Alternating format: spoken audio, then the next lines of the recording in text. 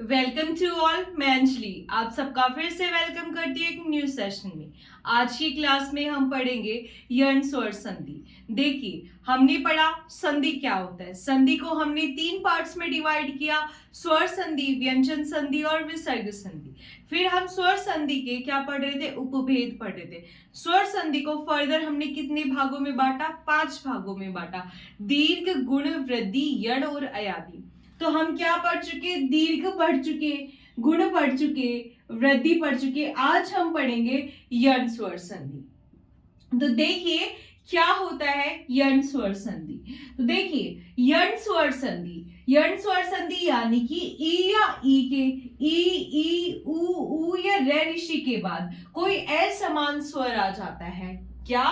ई ऊ या रे ऋषि के बाद कोई असमान स्वर आ जाता है तो इस ई या ई का तो यह हो जाता है, ऊ या ऊ का तो वह हो जाता है और रे ऋषि का रे हो जाता है। ठीक है, अब ये जो यह वह रे ये कैसा होगा, अधूरा होगा। ठीक है, यहाँ तक समझ में आ गया। अब ये कुछ एग्जाम्पल्स है, 5 एग्जाम्पल्स मैं आपको सॉल्व करके बताऊंगी, 5 एग्जाम्पल्स आपको सॉल्व करने हैं।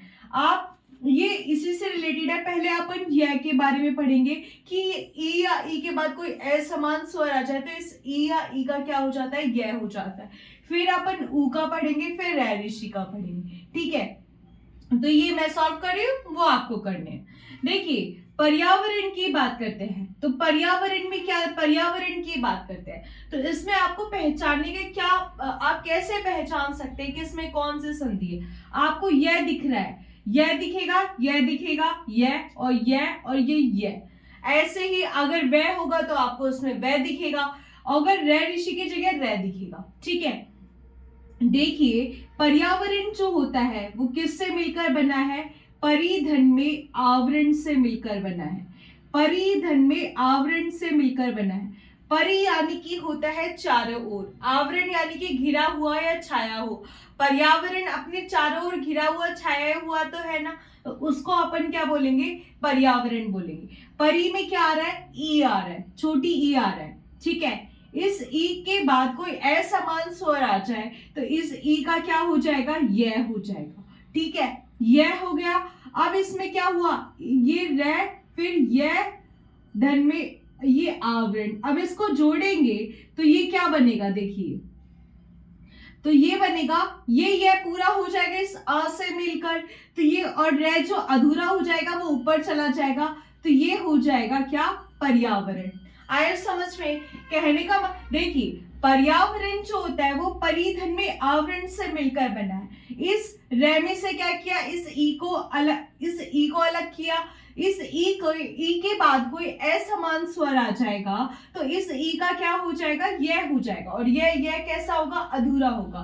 फिर इससे इन स्वरों से आगे वाले स्वरों से मिलेगा तो ये पूरा हो जाएगा। और ये जो रे अधूरा हुआ है ना, ये जो रे अधूरा हुआ है ये कहाँ चला जाएगा, परि में से जो रे अधूरा हुआ है ये ऊपर चला जाएगा, तो ये बन जाएगा पर्यावरण।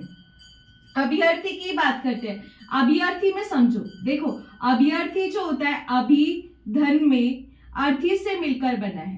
ठीक है, अभि धन में अर्थी, अभि का मतलब होता है चारों ओर, अर्थी का मतलब होता है ज्ञान। तो अभ्यर्थी वही तो होता है जो ज्ञान के क्या हो, चारों ओर हो, तो वही अभ्यर्थी होता है। अभ्यर्थी क्या करते हैं, तैयारी करते रहते हैं ज्ञान के आसपास ही, वो पूरी तरीके से ज्ञान के आसपास रहता है, इसीलिए उसको अभ्यर्थी कहते हैं। तो अभी यानी कि और या तरफ, किसके तरफ, ज्ञान के। ठीक है, अभी में से ई अलग किया, ठीक है, इसको स्वर रहीन किया, तो इस ई के बाद कोई असमान स्वर आ गया तो इस ई का क्या हो जाएगा, यह हो जाएगा। अब में ये भय अधूरा स्वर रहित कर दिया, फिर यह धन में अर्थी।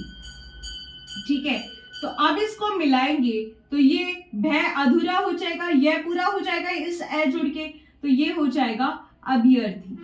आया समझ में? ठीक है, नेक्स्ट देखिए प्रत्यक्ष की बात करें। प्रत्यक्ष जो होता है वो मिला है, किससे मिलकर बना है, प्रतिधन में अक्षी से मिलकर बना है। प्रतिधन में अक्षी से, प्रतिधन में अक्षी से नहीं, अक्षी नहीं, सॉरी, प्रतिधन में अक्ष से मिलकर बना है। अक्षी से ही बना है ये, ठीक है। प्रतिधन में अक्षी, देखिए अक्षी का मतलब होता है आंख, इसमें अक्षी का क्या रह जाता है, अक्ष रह जाता है, ठीक है। तो प्रति का क्या, अक्षी का क्या रह जाएगा, अक्ष रह जाएगा, ठीक है। अब देखिए प्रति में क्या आ रहा है, ई आ रहा है, इस ई का क्या हो जाएगा, यह हो जाएगा, ठीक है। तो तय अधूरा, यह अधूरा और अक्ष, ठीक है। तो ये मिलकर क्या बनेगा, प्रत्यक्ष। आया समझ में? प्रत्यक्ष यानी कि प्रति यानी कि अक्ष यानी कि किसके सामने, आंखों के सामने। जो चीज प्रत्यक्ष होती है उसको प्रमाण की आवश्यकता होती ही नहीं है, क्योंकि वो अपनी आंखों के सामने है। आंखों के सामने कोई घटना हो रही है तो क्या उसे प्रत्यक्ष की प्रमाण की आवश्यकता होगी, तो नहीं होगी, ठीक है। ये तो हुआ क्या, प्रत्यक्ष। अब नेक्स्ट आते हैं अपन त्र्यंबक। त्र्यंबक का क्या होता है, देखिए ये मिलकर बना है, त्रिधन में अंबक से मिलकर बना है, त्रिधन में अंबक से मिलकर बना है, त्रिधन में अंबक से मिलकर। त्रि मीन्स क्या होता है, तीन, अंबक यानी कि होता है नेत्र। तो एक बात बताइए, त्रिअंबक कौन कहलाएगा, अगर पर्यायवाची की बात, त्रि मीन्स होता है तीन, अंबक यानी कि होता है नेत्र, तो तीन नेत्र का किसका पर्यायवाची हो जाएगा, त्रिअंबक, शिव भगवान का, क्योंकि शिव जी के क्या है, तीन नेत्र है, ठीक है। तो त्रि में से क्या हुआ, ये स्वर अलग कर दिया, इस ई के बाद कोई असमान स्वर आ गया तो इस ई का क्या हो जाएगा, यह हो जाएगा। तो इसको स्वर रहित कर दिया, यह और अंबक। जब इसको मिला के लिखेंगे तो ये क्या बन जाएगा, त्रिअंबक। कैसे, यह पूरा हो जाएगा त्रिअंबक। आया समझ में, ठीक है, आ रहा है ना समझ में। फिर आते हैं अपन पर्यटन की बात करते हैं, पर्यटन को समझते हैं। देखिए ध्यान से समझिए, पर्यटन की बात करें हैं तो ये मिलकर बना है परि प्लस में अटन, परिधन में अटन, परि यानी कि चारों ओर, अटन यानी कि घूमने के स्थान। तो पर्यटन वही क्षेत्र होता है जहां पे आप घूम सकते हो, ठीक है।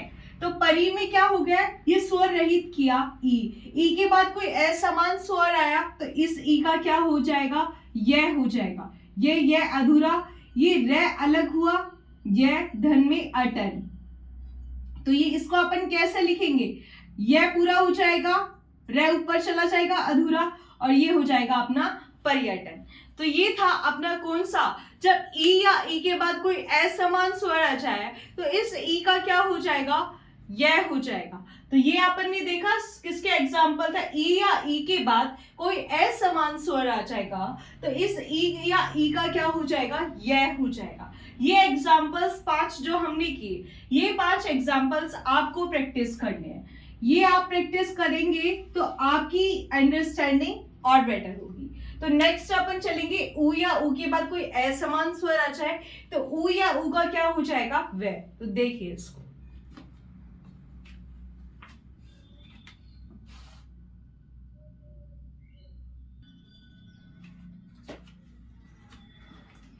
नेक्स्ट देखिए यण स्वर संधि में कि अपन ने क्या देखा, ई या ई के बाद यण स्वर संधि में क्या होता है, ई या ई, ऊ या ऊ, या रे ऋषि के बाद कोई असमान स्वर आ जाता है तो इस ई या ई का तो क्या हो जाता है, यह हो जाता है, ऊ या ऊ का क्या हो जाता है, वह हो जाता है, और रे ऋषि का क्या हो जाता है, रे हो जाता है। तो अपन ने ई का तो देख लिया, ये ई या ई का यह कैसे होता है। अब आते हैं कि ऊ या ऊ के बाद असमान स्वर आ जाएंगे तो इस ऊ या ऊ का वह कैसे होता है, इसको देखिए।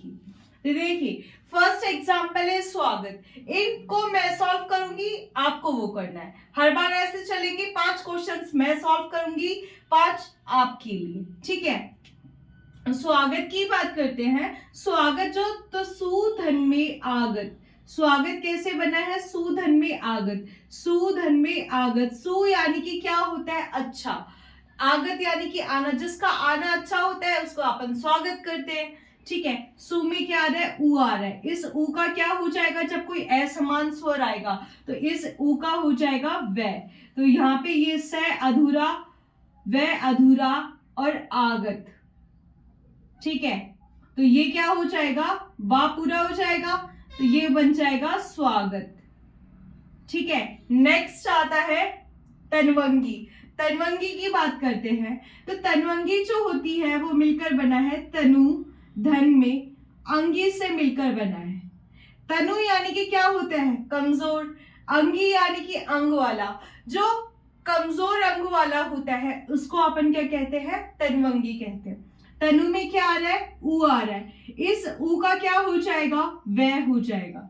ठीक है, तो तैन न अधूरा, वह अधूरा और अंगी।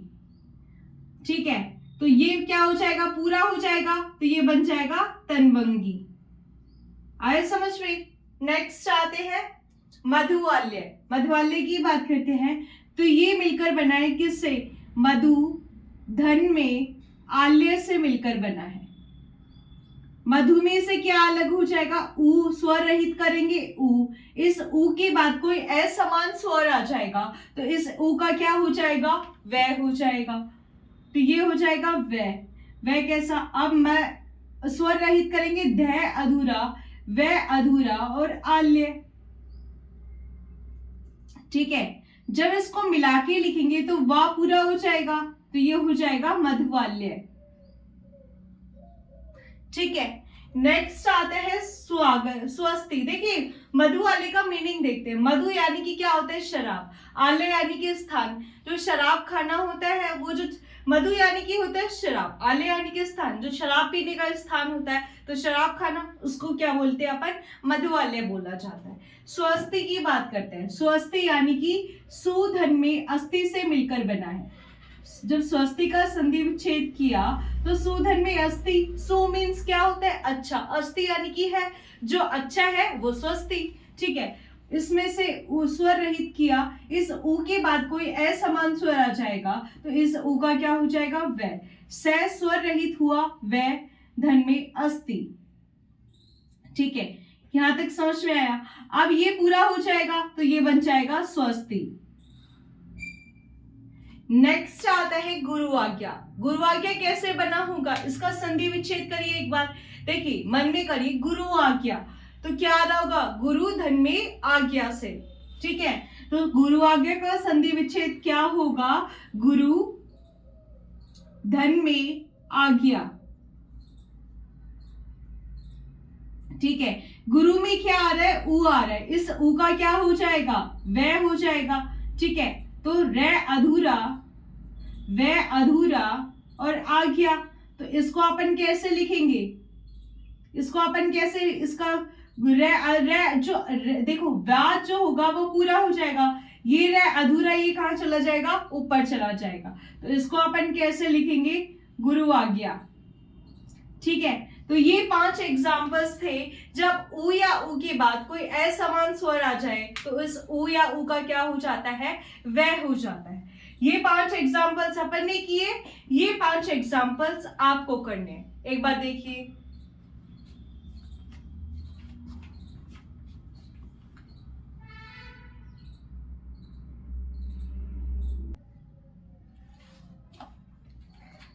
नेक्स्ट आता है। देखिए अपन ने पढ़ लिया ई या ई के बाद कोई असमान स्वर आ जाएगा तो इस ई या ई का क्या हो जाएगा? वह हो जाएगा। ऊ या ऊ के बाद कोई असमान स्वर आ जाएगा तो इस ऊ या ऊ का क्या हो जाएगा? वह हो जाएगा। अब आता है कि रे ऋषि के बाद कोई असमान स्वर आ जाएगा तो इस रे ऋषि का क्या हो जाएगा? रे हो जाएगा। कैसे रे होगा? देखिए, जैसे फर्स्ट एग्जाम्पल आता है पितृनुमति। तो पितृनुमति किससे बना होगा? तो ये मिलकर बना होगा पितृ धन में अनुमति से मिलकर बना है। पितृधन में अनुमति से मिलकर बना है। ठीक है, पितृधन में अनुमति। पितृ में क्या आ रहा है? त्र आ रहा है। इसके बाद कोई असमान स्वर आ जाएगा तो इस त्रय का क्या हो जाएगा? रे हो जाएगा। ठीक है, तो ये कैसा हो जाएगा? तय अधूरा, रे अधूरा और अनुमति, अनुमति। अब रे जब इस ए से मिलेगा तो रे पूरा हो जाएगा। और आपको पता है तय आधा तय और पूरा रे मिलकर क्या बनाते हैं? त्रय बनाते हैं। अधूरा तय और पूरा रे मिलकर क्या बनाते हैं? त्रय बनाते हैं। तो ये क्या हो जाएगा? ये हो जाएगा पितृनुमति। आया समझ में?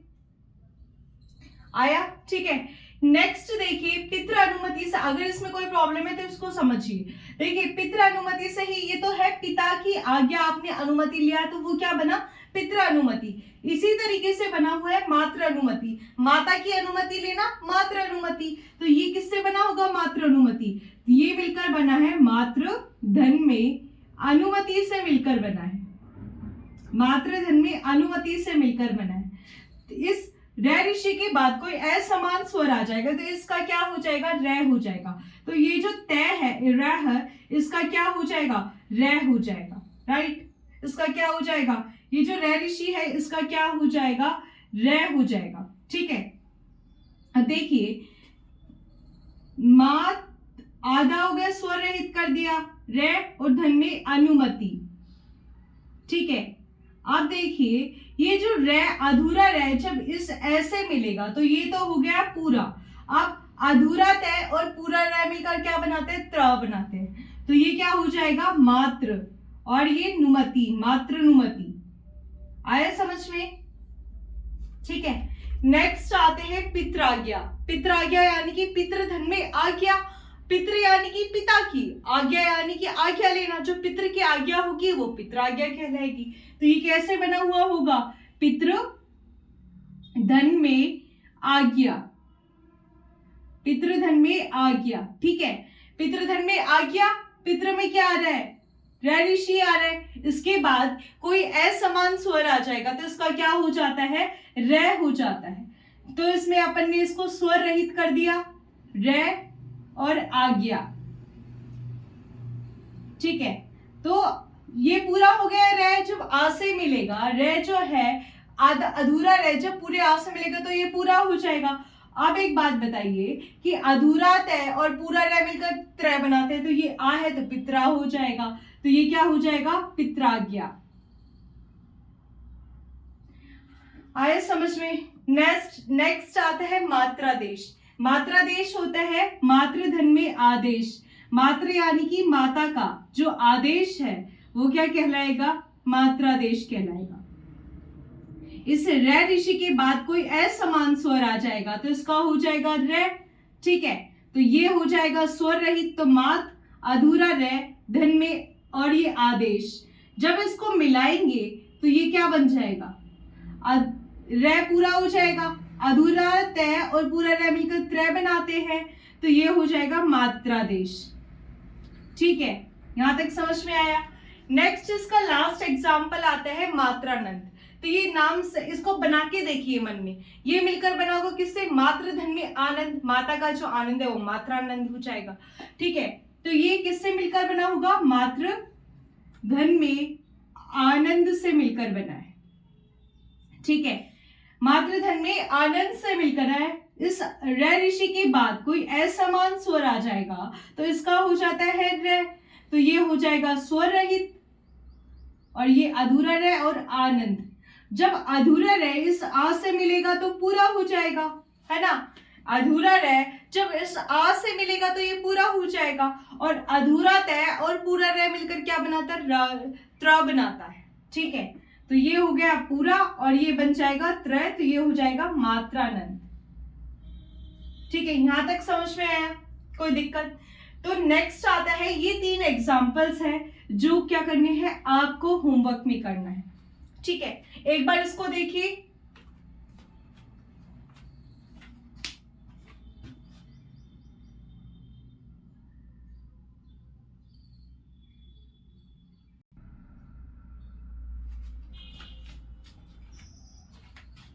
तो देखिए ये कौन सी संधि थी, यण स्वर संधि थी। अपन ने दीर्घ पढ़ लिया, गुण पढ़ लिया, वृद्धि पढ़ लिया और यण पढ़ लिया। कल हम पढ़ेंगे अयादि स्वर संधि। अयादि पढ़ने के बाद क्या हो जाएगा, अपना स्वर संधि खत्म हो जाएगा। फिर अपन जाएंगे व्यंजन संधि पे, फिर विसर्ग पे, फिर कुछ अपवाद है उनको देखेंगे, फिर हमारा संधि टॉपिक जो होगा वो कंप्लीट हो जाएगा, ठीक है। यहां तक समझ में आया। तो आज की क्लास में हमने क्या पढ़ा कि यण स्वर संधि को पढ़ा।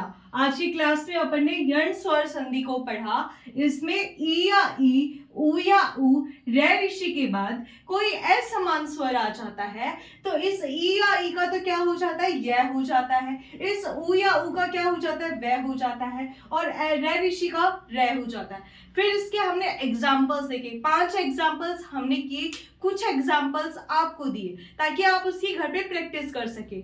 आप इन एग्जाम्पल्स को सॉल्व करें ताकि आपके कॉन्सेप्ट्स और इजीली क्लियर होते जाए। फिर नेक्स्ट क्लास में हम मिलेंगे किससे, अयादी स्वर संधि से। और लगातार बने रहिए और आज का दिन आपका अच्छा हो और इनको प्रैक्टिस कीजिए। कहीं भी प्रॉब्लम आता है तो आप कमेंट में लिखिए ताकि आप फिर हम अगली क्लास में उसको डिस्कस भी करेंगे, या फिर अगर छोटा मोटा है तो अपन कमेंट में ही उसको सॉल्व करेंगे। Thank you so much.